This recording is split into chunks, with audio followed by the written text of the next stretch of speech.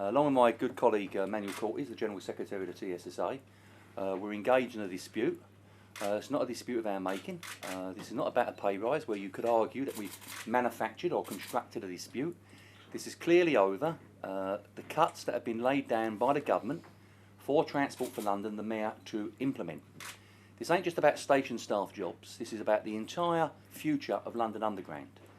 These cuts alone, if all of the booking offices shut down, to give you the magnitude of the cuts that are going to take place, will mean that they still need to find a further 94% of cuts. So this is just purely a drop in the ocean when we talk about the long-time future.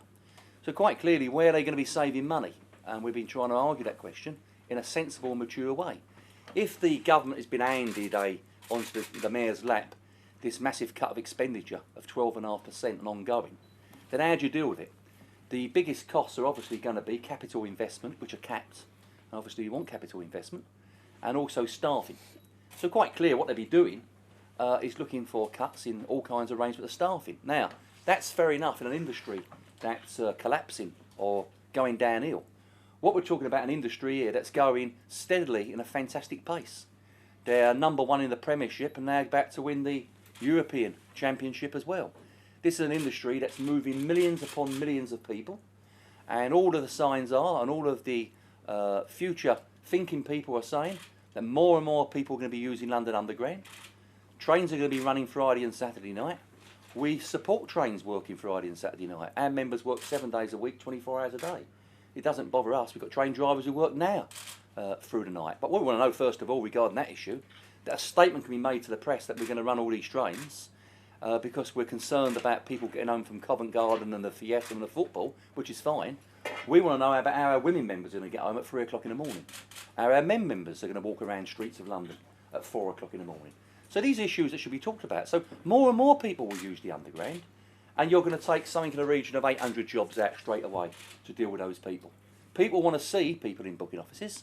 There's this entire issue that is just about someone sitting behind a counter, and that's not diminishing the role of someone in a newsagent, but basically that's their job, is just sitting behind a counter, handing a ticket out like you'd out a Mars bar from a shop. These people play a prominent role. They're visual, they are got the competencies of that particular station, they've got the experience, and when the bombings took place by the vicious terrorists in London a few years ago, these are the people that come from the back of the booking office to support those groups of passengers who are travelling around London and got them to a safe place. So we want to talk about them. And let's have a sit down and talk about these booking offices, the rights and merits and demerits of keeping them open. What we've had is an announcement from London Underground in November that 800 jobs are going, and that's the end of it. And we've been constantly trying to talk to them. Now, the only reason that we've been at ACAS for 7 to 8 days, and still there now, our negotiators, is because they haven't taken us seriously, and they gave us 3 months' notice that these jobs were starting to go. And their notification starts at the end of this month that people will start being dismissed. So therefore, we had no other opportunity to ballot for strike action. If we just sat and sat, then the fact is our members were being pushed out the door that was doing them particular jobs.